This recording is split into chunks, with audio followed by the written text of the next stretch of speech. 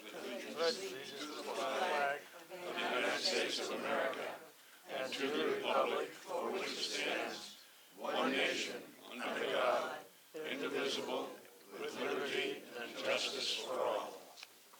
Thank you. Do we have new people in knowledge? Yeah. Okay, who are they? But did we do Harvey Bet before? Okay, do we have any new people here today? New people? Who are you, please? My name is Ed Covery. Ed, we talked on the phone yesterday. Ed is coming in, he's looking for membership, he's taken out a Filled out form, an application. so welcome. Welcome. I'm glad we found each other, yes. Yeah, he's gonna Dean. pull up a $20 bill sooner or later. Okay, all right. Just ask you to join me in welcoming our good neighbors Mike and Carolyn Lecomte today, and Welcome. also dear Birgit Nelson.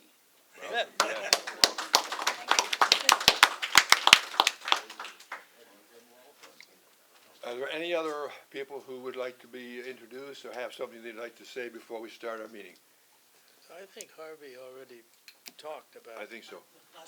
Yes, he did. I'd like to go on, and we're He's an going to talk. old member now. We're going to now talk about elections for the coming year for the Board of Directors. The year for the Men's Club ends on June 30th of this month. Normally we'd have a nominating committee and do some things and put some names forward. This year has not been a good year for volunteers stepping forward. We did not have a nominations committee this year. We also put out appeals for the various offices that are here, and thus we got no response about people who wanted to do these jobs. I called personally 3 or 4 people relative to the moderator's job, and I can't understand why anybody wouldn't want to do the moderator's job, but beside the point, people were busy and could not do it at this time. So therefore, I'm going to put forth a slate. This is coming from the Board of Directors of Officers for the coming year. And how to talk about conflict of interest, we're going to recommend Bruce Willard, that's me, as moderator.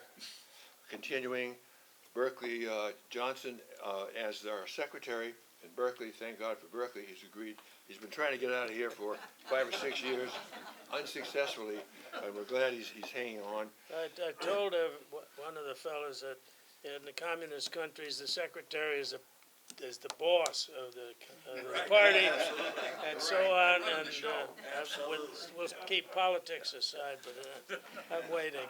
And Randy Moore has agreed to stay on as our treasurer. Randy is looking into some options about downsizing and going to other places, like some of our other members have done so, but he's agreed to stay on. In the meantime, he's done an excellent job, and he'll continue to help us out for as long as he can. Dow Davis will be leaving us. He's has done programs and trips for the club, and he's done an outstanding job. I'm very sorry he's getting off the board. Great guy to work with. He worked with Boys and Girls Clubs and scholarship things and did a lot of super things for us. But we thank you very much for your service, and we wish you well. We wish you well. Thank you. So with that, yes, thank you. With that in mind, Just a regular, yeah. would you make a motion? Because I feel Oh, awkward. you can't do that. I'd like to make a motion of the slate as just listed. All those in favor, say aye. Aye. Those opposed? Thank you. So if this wasn't done quite the right way, I'm willing to be impeached at a later time. We're going right now to our treasurer's report. Randy. Okay, we are in a wonderful position. Well, following this meeting, we will have donated to Girls and Boys Club $6,922.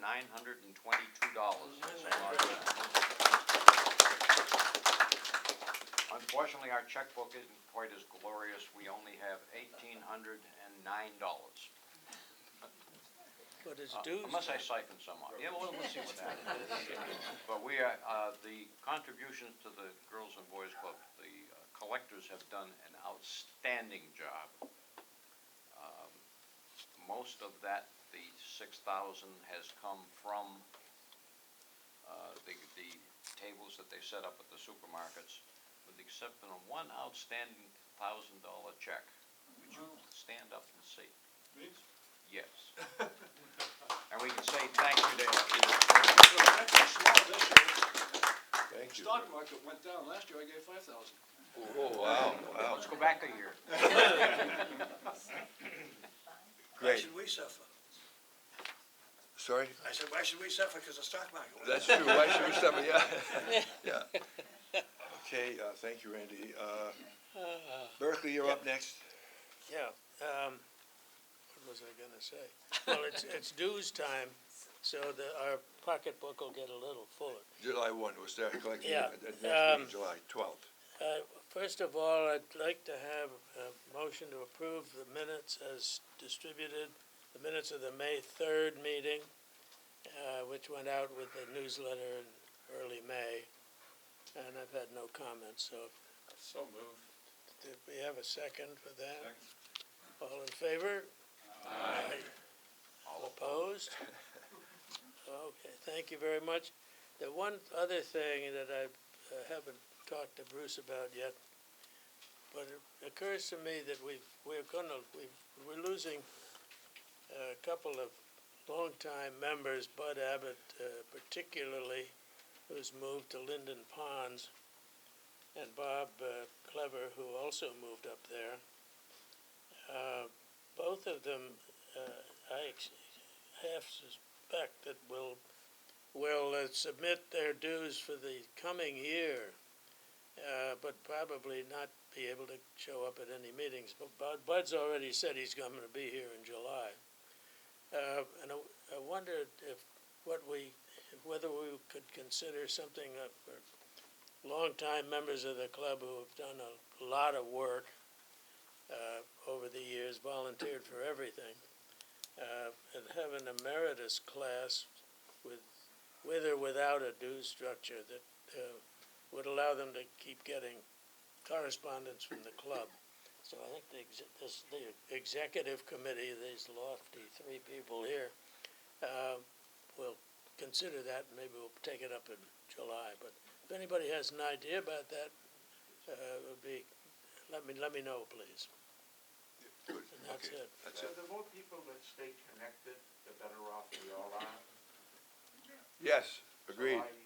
Is there any reason why we wouldn't just take a vote and say, is that something that we would like to see happen? And make it easy for you to put that to bed? Well, the only thing Well, I is, think we'd like to come back with a proposal that says that, and then we'd pass it at the next meeting. Okay. I'm going to say that they're still members through July 31st, so they're going to get the newsletter that goes out today. we and, Probably will take a modification to the bylaws. we'll work on that and come back to you with a proposal. I think it's a good idea personally, great idea. We miss those people that have left us. We'd like to talk now, to return to Russ and again to Berkeley about the collections report. Those we go to the stores, we collect money from the stores. Please, Russ. Yeah, well, and before he starts, he's done a magnificent job this year of organizing Sure has. the thing. The individual collection sessions have continued to rise, and he holds the record with Dean. The Bruce. most BS than anybody else in here. What? I said the most BS than anybody else in here, that's right. We had two top-notch BSers last Saturday at Rose Brothers. You guys did a terrific job, a 1 to 4 shift. We have, I Jim believe Lansdowne did it, a our good job the first speaker time. who invented the phrase that collecting donations at the two stores is a contact sport. And so it's Bruce. Russ, you're on. Well, thank you very much. I'm not at the top alone. This guy who just said what he said is also the co-responsibility.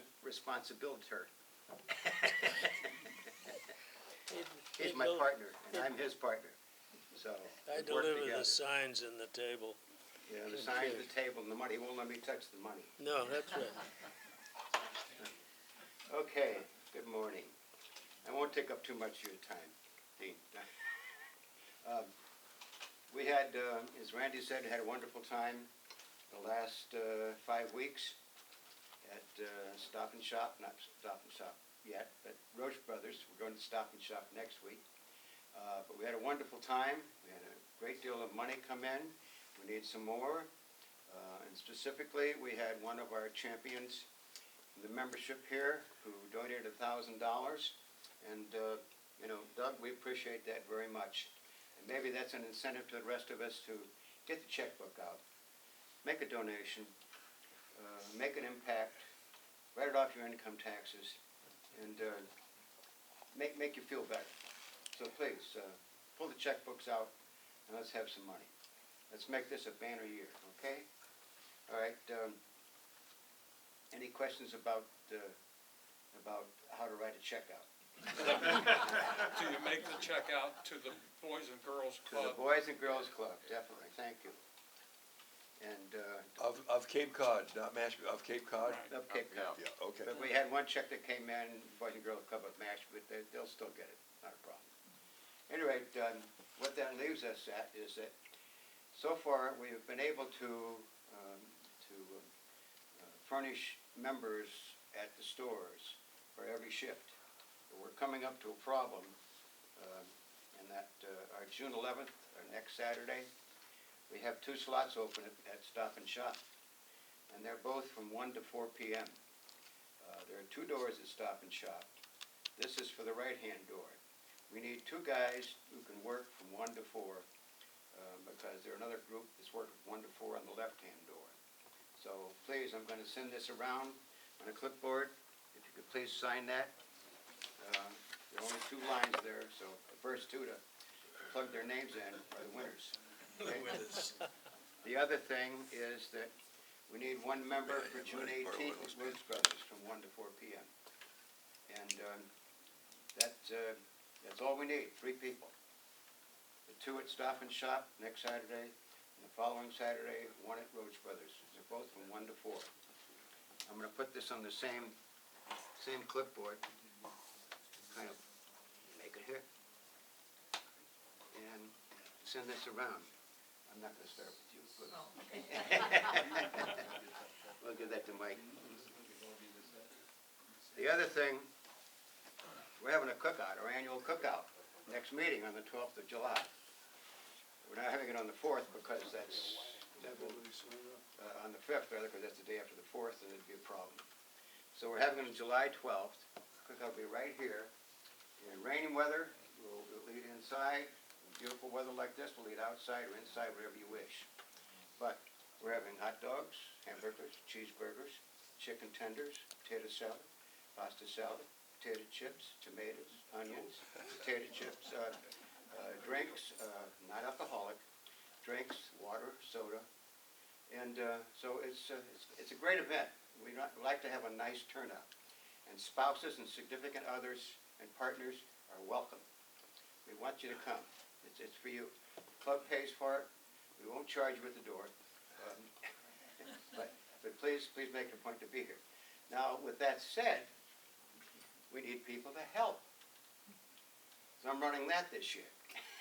At any rate, what we need is 3 people to set up and to clean up. In other words, put the tables up, help put the food out, so forth and so on. We also need 4 people, 3 more people, to cook. We'd like to have 2 people cooking at one time, then give them a break and let 2 more people clean and cook because it gets hot and smoky over that grill. So we need 3 people for the setup, cleanup, 3 people for the cooking. I'm going to be there the whole time, helping out. And I'd like to send this around also. You have another pen? I got pens. This is July 12th? July July 12th. 12th, I yes. don't have my calendar in front of It's me, a but I'll sign Tuesday. anyway. It's a Tuesday, it's So- the second Tuesday. Please, we need the help there too, guys, so, There you go. July 12th. this is the time, same, we're having our meeting. 10 o'clock for coffee, 10:30 for a meeting, and then after the meeting, we go right up and have the cookout. Those of us who are working on the cookout won't be at the meeting. We'll be there, working. It's At any rate, It's important that July meeting is when we hand out the certificates for the scholarships to the 3 kids, 3 young people from the Boys and Girls Club. So there'll be a contingent from the club, and they stay through lunch and so on, and they're superior kids. You wanna sign up here? Thanks, Bert. That's Yeah. good, I forgot. That's Thank you. all. Thank you. I figured. Okay, any questions about the cookout? About signing up for the cookout, about the last 3 weeks we have of taking donations for the Boys and Girls Club? This is our only fundraiser I'll send it to of the year, that's it. Our only cookout of the year, so if you don't sign up, you can't come in. Seriously, please sign up, please help out, and please think about the Boys and Girls Club, and when you get home and get your checkbook out. Thank you very much. Yeah, thank you, Russ, for all you're doing. Yeah. I look forward to his call every Saturday morning reminding me of my duty and where I'm supposed to go. But he's been good in terms of the follow-up. I'd like to turn now to Dow, who's going to be introducing our speaker. Yeah, before we introduce the speaker, what's that? Announce events. Yeah, I'd like to. A couple of things. We did have on May 10th a trip to the Upper Cape Regional Technical School. Great success, very impressive. I think we had 8 people there, and those kids were terrific. As was I think he was Assistant Dean who showed us around. But it was a very successful trip. I wish we had more people because it was enjoyable. I should point out that the Oswald Men's Club, which has 200 members, are beginning to support the technical schools on the Cape. And those scholarships for them aren't academic, but they're for tools, because they all need tools when they graduate, if they're electricians or plumbers or whatever. And so they're all getting some money for their tools. Upcoming events, before I get to introduce Dean, is we have the Liberté in July, the sail ship out of Falmouth. You want to say anything about that? Yep, please. And I borrow a pen, too. Yes, I'd like to just describe and invite all of you to join us for our overseas trip.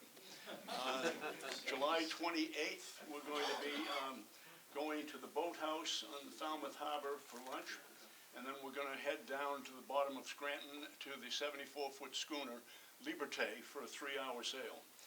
We've done it about every other year, and the boat takes 49 people. We've got 16 signed aboard, so there's plenty of room.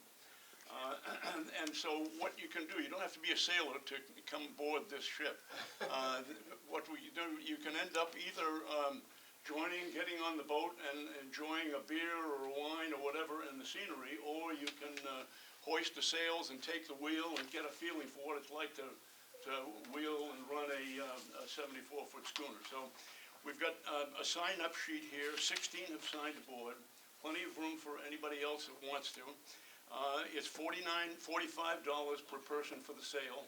And as far as lunch at the boathouse, we order off the menu and pay individually. So the bill is up to each of us. So Ray, put a pen with it. Anybody that wants to sign aboard, I need to have a check for $45 for anybody that wants to by the 15th of July, so that I can get the tickets and pass them out at lunch at the boathouse. Hope many of you will join. All that information is in the newsletter that's going to go out to you blokes tonight or this afternoon. So, Good. Okay, I got to stand up for this, because I have to introduce Dean.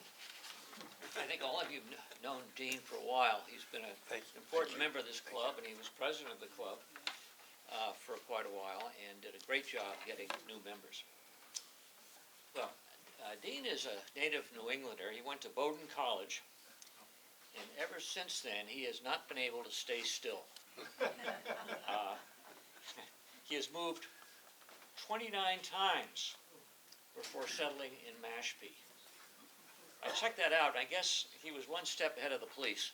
That's the only thing I could figure out was why someone moved 29 times. Yeah, that's important. In his professional career, he ascended the ranks of 5 different companies, and that's pretty unusual to do. In his final role with Union Carbide as an international management consultant, he literally traveled around the world. I don't know how many countries you went to, but many of them. Over his 20 years with Lee Hecht Harrison, he helped thousands of people laid off by corporate restructuring reinvent themselves in new jobs and careers. His book he's written, I know he's been interviewed by the Cape Cod Times and other places, and you might have read about it, recounts victories and losses, celebrations and despair, triumphs and failures, all of which we go through in life. These are his. And I don't know if the failures are the fact the police have finally caught you, I don't know. With each he shares valuable lessons learned. He hopes his readers will find both aspirational and inspirational as they continue on their journey. So Dean, it's up to you now. Thank you, sir. Thank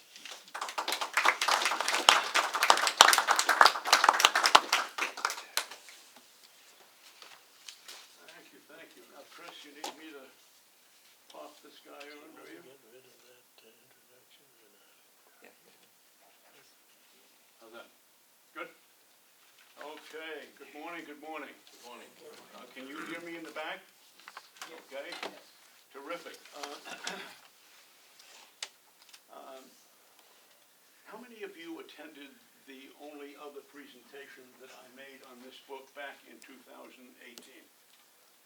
Okay, well, you may remember that in this book, in that talk, that near the end of writing the book, I ended up deciding that I should add lessons learned. What I remembered and what I reflected on is that most of the books that I read that I really preferred were those where there was a takeaway, where there was something that I could learn, something that I could use along my journey, and I tried to I added one to every one of the chapters of the book. I used it as a litmus test, this lessons learned, so that if a story that I had written didn't pass the test, whether I'd learned something, then I didn't include it in the book. So I went from 100 to 54 stories, or 54 chapters. There's a lot of them that were interesting, but were not learning devices. But anyway, so what happened was after that talk, for the next couple of years, I gave 25 more presentations to other men's clubs, women's clubs, retiree clubs, yacht clubs, and they all loved the lessons learned. And then the pandemic hit, and isolation hit. And so in my isolation and during the pandemic, I reread this book. And the thing that was fascinating about it was I saw a whole new set of lessons learned. Because, see, the lessons learned that I'd included were for each story. And there was something, a nugget there, or I would not have included it. But when I reread it, I saw the connection between stories. And so in my experience, what I thought initially was a real curse, something that had stopped me in my tracks. Later, I found that it connected with another event, which wouldn't have happened if I hadn't had that experience, that was a blessing. And so the talk today is really on a higher level of learning. What are those experiences that I had, and perhaps that you had, where it looked like the bottom was falling out, and yet later it turned around and it became a blessing. So I'm going to want to make this a very interactive session. I'm going to share. I've got 18 or 20 stories I can share, but I'm not going to bore you to death. I'll share maybe 4, and then I'll turn it over to you. So I'll be asking many of you, do you relate to this concept of curse to blessing? And if so, how did that strike your life? And so be thinking about examples that might work for you. Now, most of you know me and know I love to tell a story, so I'm going to start with a story. And it's a story about Chief Justice Holmes, who was a frequent train traveler out of Washington. And so he got aboard the train one night, and the conductor came up to him and ticket. Well, the justice is fumbling around, he can't find it. And so the guy goes down the aisle collecting tickets and looks back, and there's the Chief Justice still fumbling in his pockets trying to find his ticket. And so he comes back, he says, well, don't worry about it, don't worry about it. And so he collects more tickets, and then he looks back again, here's the Chief Justice still fumbling in his ticket. So he goes up to the Chief Justice, and he says, sir, he says, you're a well-known figure around here. Don't worry about the fare. Take care of it the next time you're aboard. And so the Chief Justice looks at him, he says, Sonny, he says, you don't understand my problem. It's not the ticket I'm concerned about. It's where the hell am I going? And I don't know whether any of you, when you reflect on your life, if you wonder where you were going. Is there anybody that I can certainly relate to it. There were several points where I'd say, whoa, I don't know where, hands? Yeah, a few people have experienced that. And so I'm going to come back to some of you and ask you some questions that can kind of fill in the blanks. What I'd like to do is then start out with a few examples, and I've got a couple of public ones, which will certainly make the theme clear. And the first one is 1912. When the Titanic went down. And most people know that 1,500 people were lost. But many people don't realize that there were 106 people or more that never made the boat. They missed the boat, literally. And so, as a result, they ended up having, they wanted to get on that boat, but they missed the boat. And can you imagine how they felt days later when they read about the fact that the boat sank, it went down, and over 1,500 people were lost. So that's a great example of curse, blessing. The curse was, I missed the boat. The blessing was, I missed the boat. Right? Okay? Anybody ever hear of a gentleman by the name of Seth MacFarlane? Seth MacFarlane. Excuse me. I hadn't heard of him either. But evidently he's a popular actor, screenwriter, producer, singer. He graduated from the Rhode Island School of Design, and in September 2001, he'd given quite a presentation back at his alumni, and they'd celebrated, and he got drunk. And so would you believe that next morning, on September 11th, 2001, Seth missed the American Flight 11 that was going from Boston to Los Angeles. He was going back home, and he wanted to get home. He had business to do back there. But because of the night's revelry, he missed that flight. And can you imagine how he felt when just an hour later, he watched on TV as that flight got hijacked and slammed into the North Tower? Can you imagine that? But just think, there was a curse, he missed the flight. There was a blessing, he missed the flight. Incredible example. Now there's one more, and I always, as you all know, like to toss in a little humor wherever I can find it. And this is the one about a sad man at the bar. A man sat at the bar looking really depressed. "Why the long face?" asked the bartender. "Well, my wife got mad at me and wouldn't speak to me for a month." He said, "What? That's a blessing in disguise. You'll get peace and quiet for a whole month," said the bartender. "The problem is," replied the man, "today's the last day of that month." Anyway, enough foolishness. I'm going to talk about a couple of examples, and my examples are not as dramatic as the Titanic or 9/11, but they're personal to me, and I really felt them as I went through the experience. So in 1970, I was with Union Carbide in, of all places, Tonawanda, outside Buffalo, with, excuse me for just a second. And by the way, I'm glad I don't have to wear my mask this morning. Nobody suggested it. So I'm in Buffalo, and I'm at a fork in the road in my life. I've been asked to take a job down in New York City with Union Carbide. I was near separation and divorce in my family, and I had decided that I really was anxious to set up my own business, a management consulting firm. So I went through all the thinking that I needed to do, and eventually I ended up joining an outfit called Lewis A. Allen Associates in Palo Alto, California, an elite management consulting firm, 8 offices, 7 of them were overseas. And so I joined Louis Allen in Palo Alto, and I'll never forget the welcoming address by Dr. Allen. He was an Air Force general before he got into prolific writing and wrote as an author in many books, like The Profession of Management and several others.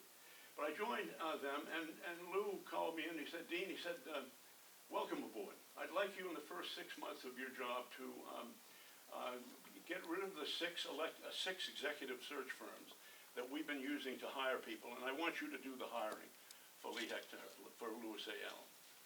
And he said, when you're through with that, I want you to trail my executive vice president, Richard Allen Stull, as he delivers the 6 one-week management seminars that we offer across the world.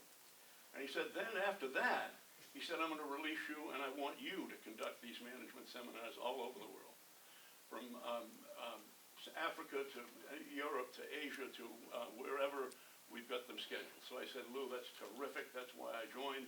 You're really striking on the image that I have of where I want to go with my life. And so it was a great 11 and a half months. And lo and behold, I got called back into his office 1 year after I started, and he said, Dean, I hate to tell you this, but business has gone south and we need to let you go. Today is your last day, and say goodbye to your buddies, and we'll give you a good reference if you need one. Well, I was shattered. I was shattered. There was no severance pay. There was no outplacement service.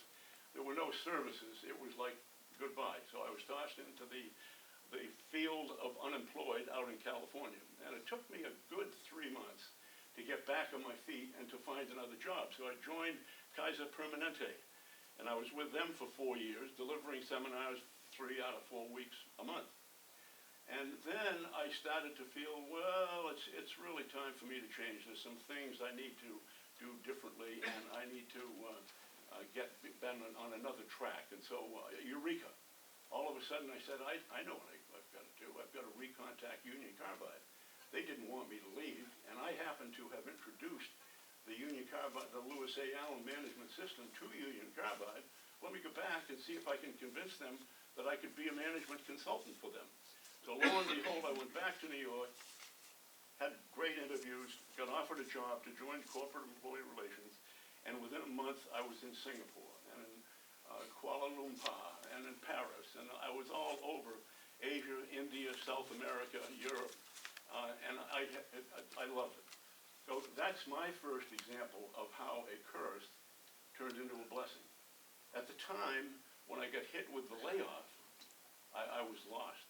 That's the first time that had happened to me, and I didn't have any help, and I fought my way through it. But then, when I ended up rejoining Union Carbide, I started doing what I wanted to do anyway, and what Alan had thought I was going to do. So that's my first example of curse to blessing. Second one, and these all aren't about layoffs, but the second one is I was with Union Carbide, and I was a member of the corporate management development group at New York, and then we moved up to headquarters in Danbury. And so after about a year in that role, they called together our corporate management consulting group of 75 individuals, and they said, sorry guys, but we've got to restructure, and we're going to take this corporate department and divisionalize it. We're going to divide it up over the divisions as they feel the need for the services that your group has been providing. And you can interview with other companies and other divisions of Union Carbide, but the group is disbanding. The difference was we got 1 year severance, and the more significant difference was I got outplacement service. So I got counseling from Drake Beam Moran, the biggest company in that outplacement industry, and lo and behold, that was such an experience. See, I compared that layoff to the one back with Louis Allen, where I got no help. And the difference between the two, where I got help from a professional organization, caused me to say, gee, even although I got another offer with Union Carbide, I'm going to join the career management industry. So I joined a little company called Lee Hecht Harrison. And they were a 4-office regional firm out of New York. And I spent 20 years with them. Got to the level of senior vice president, not bragging about it, but we grew from 4 offices to 2,800 offices. Wow. So now the services, because of reduction in force around the world, the services are vital to people who are trying to find their best next offer. So again, my examples, 2 of them are layoffs. Perhaps several of you have had that experience, and it's no fun. And maybe you saw a curse to blessing in your life. The third one, just to demonstrate that it isn't just about restructurings, is at At the ripe age of 5, I happened to be behind the couch in the living room at our home in Booth Bay Harbor, Maine. And I was hearing my mother and father talking about how he had to leave and they had to get divorced. And I was a little kid, I was saying, well, my dad is gonna leave? He's gonna leave? And so I didn't see him. I didn't see him for years after hearing him that night in that room. And, but the next year, my mother remarried Pa, my stepfather. And so, Pa did just about everything that a good father, husband, leader of the family could do. He was wonderful. And I reconnected later, by the way, with my original father. So I figure the way that curse of Dad's leaving swung around and hit me in a different way was I was blessed because I had 2 fathers, not just one. And it was a significant experience for me. I'll just share one more story, and then I'm going to come back to you and see if you can share some stories that have impacted you from curses to blessings. And the fourth one is my perfect storm.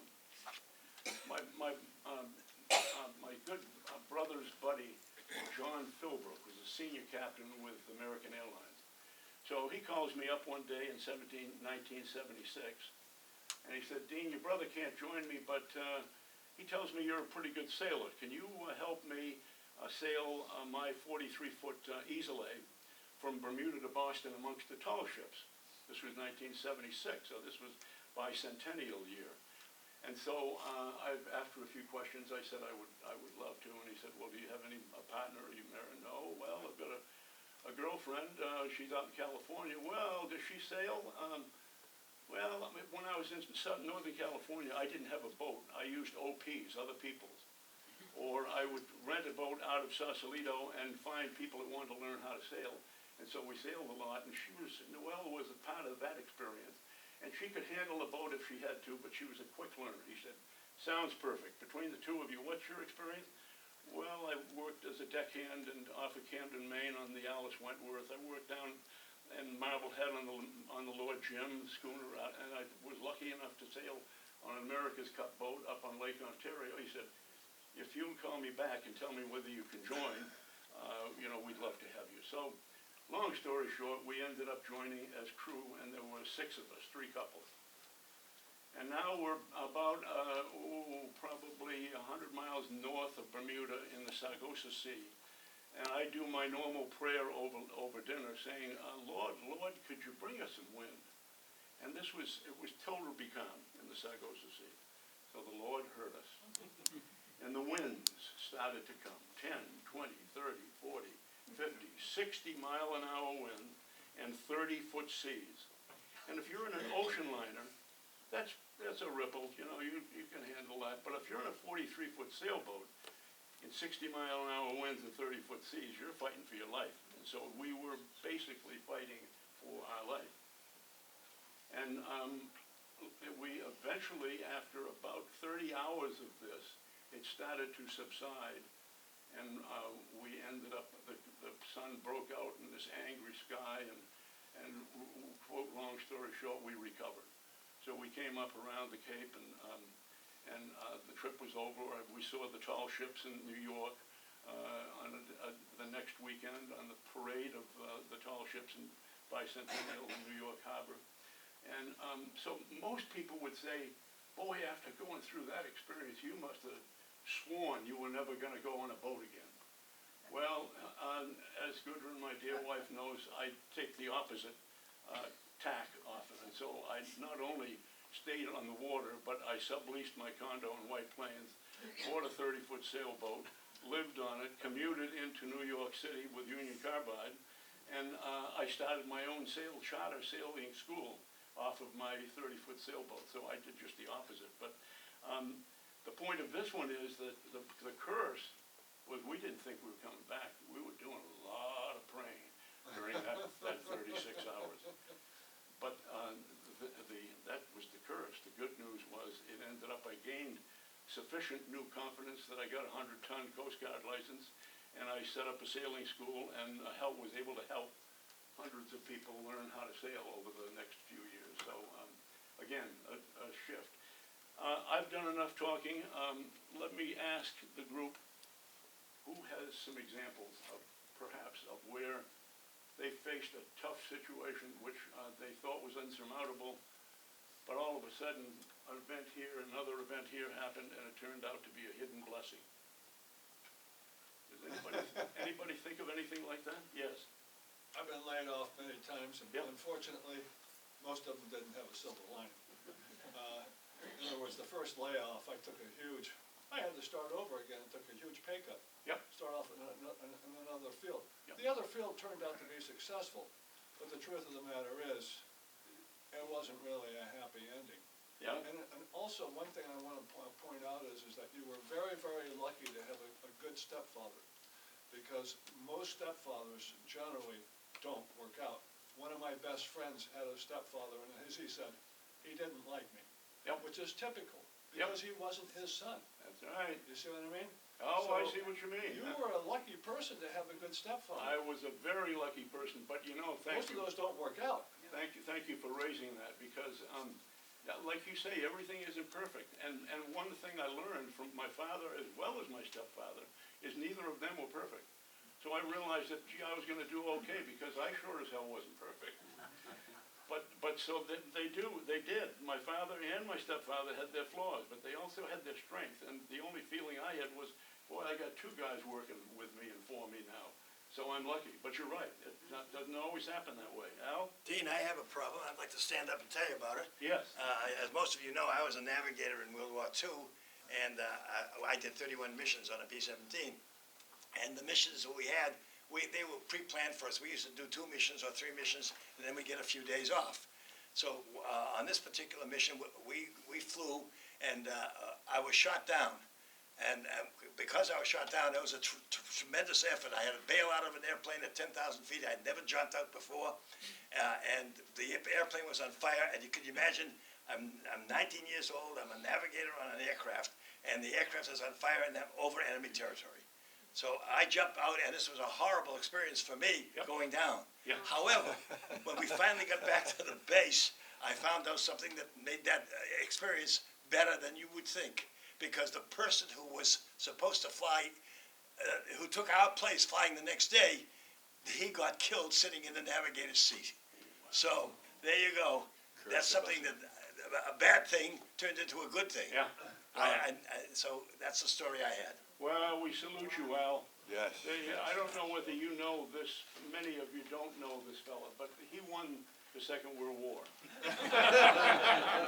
And one day, maybe he'll come back and tell us about the story. But what happened was, he was, well, I wonder if I should tell the story. I'll tell the story. He's told it before. Al is shy. He's my buddy.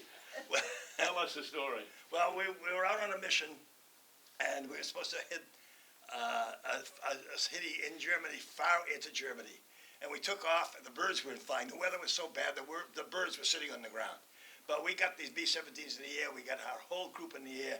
We got it formed up, and we were flying in the mission. And about halfway, I think the mission was, well, I don't know the city. I forgot the city.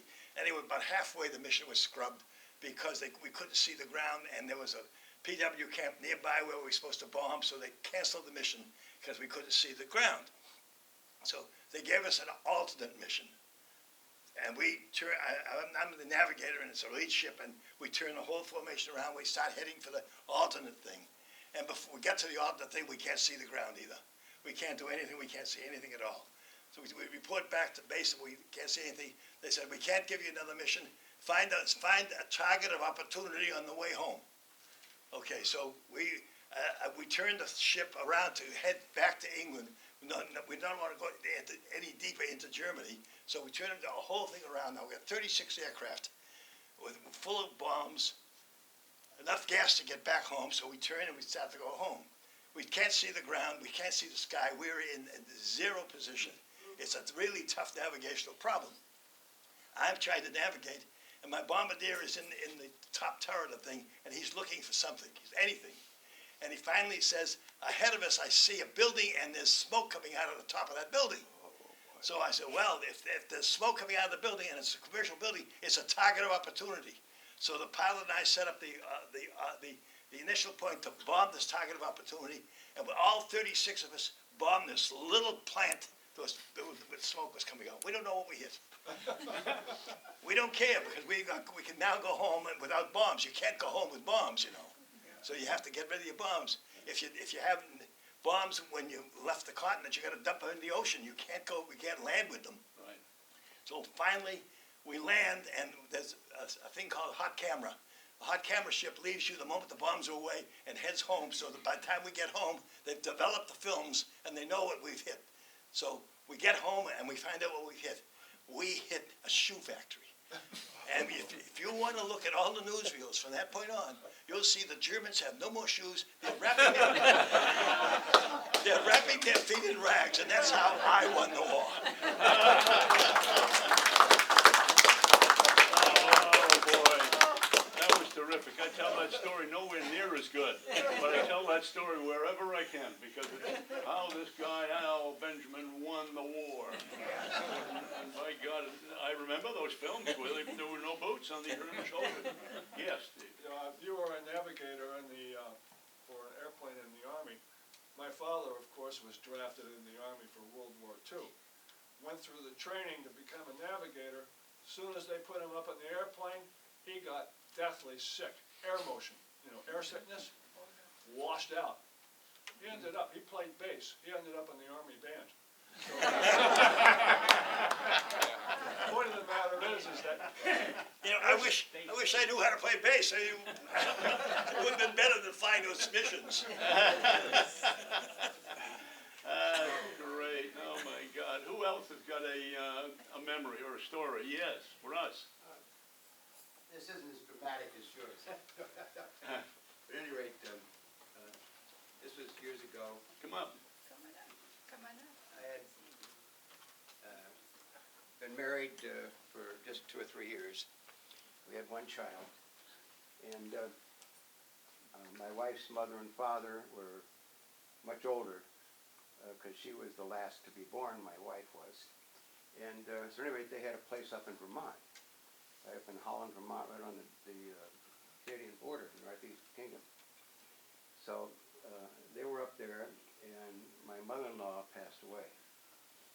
And so the whole family, and we didn't know that she was ill because my father-in-law didn't tell us. At any rate, the whole family was in terrible shape. We all went up there. We were going to have the services and everything up there, and she's going to be buried right there on the farm. And so while we were up there, while this was happening, everyone was in a relatively poor mood, sympathy and sorrow and crying, and we all know how that is. I happened to go into the city of Newport with 5,000 people. And while I was there, walking down the street, this gentleman approached me. And he says, "You look like you're a tourist." Well, I did have a camera on my "You look like a tourist." He says, "Can I talk to you for a minute?" I said, "Sure." He says, "Are you employed?" I said, "Yes." He says, "Where are you employed?" I said, in Boston. He says, "What do you do?" And I told him I was in human resources. And he says, "Gee, I'm the office manager here for the Department of Employment Securities, right here in Newport, Vermont." He says, "Why don't you come into my office?" So we walked down the street, went into his office, and we started talking some more. And he finally said to me, "Would you consider moving up here?" I said, No. He said, "Move to the backwater and out of Boston area? No kidding." So anyway, what happened is that he picked up the phone in front of me, and he made a call to this manager of this operation. And he set up an interview, and I kept saying, no. I'm sitting there with a pair of shorts on, a tank top, and tennis shoes. And that was it. I said, "No, I don't want to go on an interview." He says, "You've already got an interview." He says, "Be there in 15 minutes, right down the road." It happened to be the Ethan Allen plant, their dining room plant. 700 employees, non-union. And I went on the interview. I tried to make it the worst interview because it wasn't interesting. And after the interview was over, I went back and I talked to my wife and told her what happened. She says, I wonder where you were, you've been gone so long. But anyway, I told her what happened, and we started talking about it. And we had been to the Northeast Kingdom before on vacation, and so I said, well, don't worry about it, because nothing's going to happen, because it was the worst interview in the world. I blew it purposely. 30 days later, I got a call at 9 o'clock at night. Barney Kavingedal, a Norwegian. He's the plant manager and vice president of Beef and Allen. And he says, Russ, we want you up here. He says, you're hired. What do you want? And so there I came from going to a funeral in a sorrowful state to spending 13 years in the Northeast Kingdom with Ethan Allen. So, and having 2 children, 2 girls, born in Newport, Vermont. Wow. That was my story of sorrow and hardship. Yeah, okay. Very good. Yeah, good job, good job.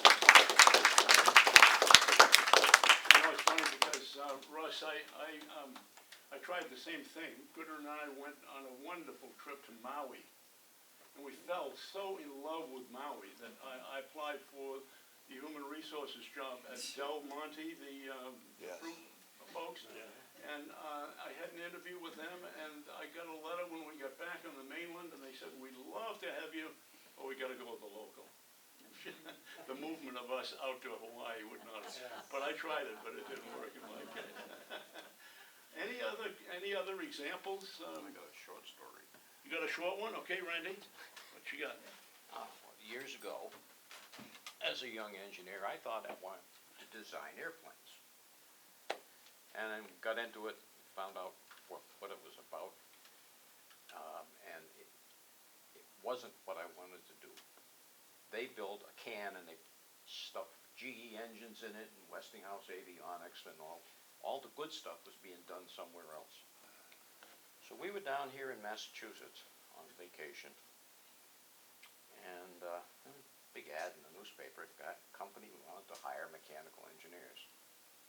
Okay, I'm a mechanical engineer, I'll go talk to him. Called the guy up. The fellow's name was Joe Miller. He was the chief mechanical engineer. And he said, come on in and talk to me. I said, well, okay, we're going down, we'll just stop in.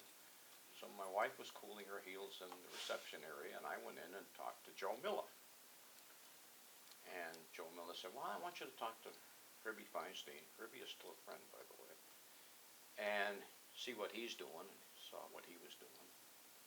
And we talked about things that moved and did this and did that. And they, oh, yeah, well, we kind of like what you're doing. And I came out. My wife says, oh, that was a long interview. She was cooling her heels for almost 4 hours. We covered a lot of subjects.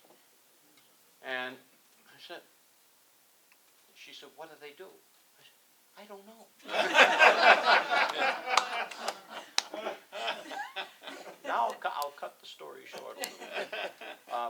We were living in Vermont at the time. They made me an offer of 30% more money than what I was making, and oh, by the way, we'll move you to Massachusetts. What I didn't know at the time is ITEC is the company that photographed the Cuban missile silos. So I spent the next, and 25 years later, I had Joe Miller's job. We built the first solid-state cameras ever, and we put them on Mars on the Viking program. And we built the cameras that went in the U-2s and the SR-71s. And what was I looking for?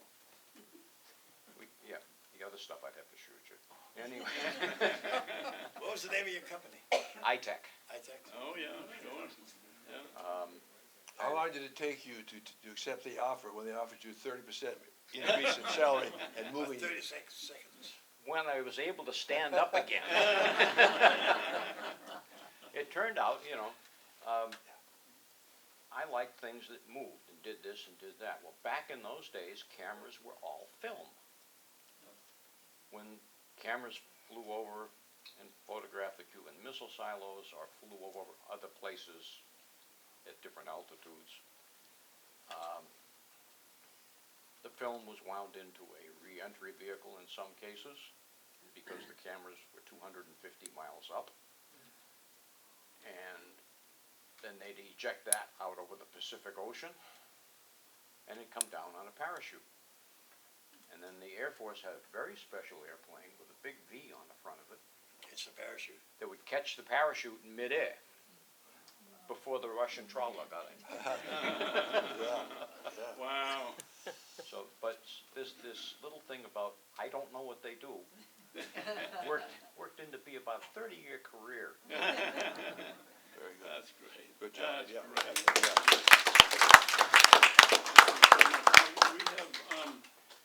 We have 2 hours, right? I know we don't. Thank you for coming, Dean. It's a very Yeah. pleasure having you here with Yeah, us. right. We've got to draw the ticket there. Any other question, any other examples? I'm gonna end with one more, and it's about the dear love of my life. Oh dear. Oh dear. Do you want to tell it, dear? Dear, would you like to tell it? No, I don't know what you're doing now. Don't know what I'm doing. Makes me nervous. Indeed, she never knows what you're doing. Yeah. I've heard that before, yeah. This is in 2011. And we're living down in Whippoorwill Circle right next to the Nelsons. And I've got a meeting at church to have the evangelism team meeting, and I've got to go. And so my wife this morning, she says, oh, I got a little pain in my jaw. And I said, oh, maybe we ought to go to the dentist, you know. And so I said, well, look, I've got to go to the meeting. Call me if things get any worse. And so I've said that before, and she's never done that, but this time she called me. So I got out of that meeting in a hurry, and she said, well, it's spreading to my shoulders and my back, and so we rushed to the emergency room, and she had a rupturing aorta aneurysm. And so we got there, and Dr. Rizzo, who was a world-famous heart surgeon, was just coming out of another surgery, and he went back in with her, took her right in, and she survived a 10-hour surgery with a team of 10. Wow. Boy. And so it was a literal miracle. And the reason I mention the story is because timing is everything to this critical positive conclusion that she's still here. Because 2 days earlier, we were on a Union Carbide retiree club trip on a boat down way south of Monomoy in Chatham. And if it ever had happened 2 days earlier, we wouldn't have made it back to the hospital. And Goodwin, my dear wife, would not be sitting here today. So here's to your sitting here. Yeah. Okay, I'm gonna conclude. I thank you for your interest, but also your participation. I loved your stories, every one of them. They were very meaningful. I'm going to end with a story. You know me. And it's a story of the old man of the mountain in the Himalayas, who had a reputation for never having been asked a question that he couldn't answer. And so the boys in the village got very excited to decide they had the question that the old man was not going to be able to answer. So they practiced. And one was the old man, and the other one was the questioner. And so the question was, sir, is the bird in my hand behind my back dead or alive? And they figured if the old man said dead, they'd let it fly off. If he said alive, they'd hand him a crushed bird. No way the old man could answer that question. And so they walked up the mountain to the cave where he typically lived, and all of a sudden they heard, yes, boys, what are you doing up here? We've got a question that you're not going to be able to answer.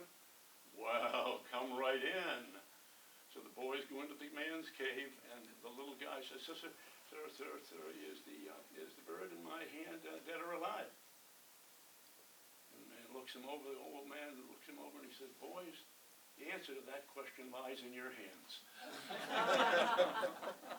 And so the answer to what we do with curses and blessings lies in our hands. You know, we can always see curses.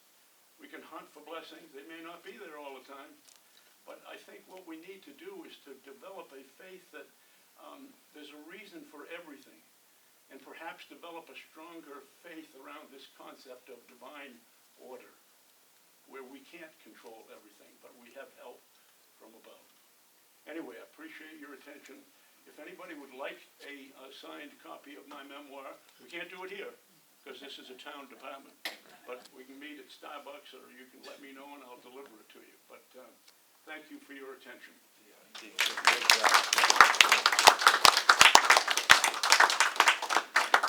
Thank you, Dean. Great job.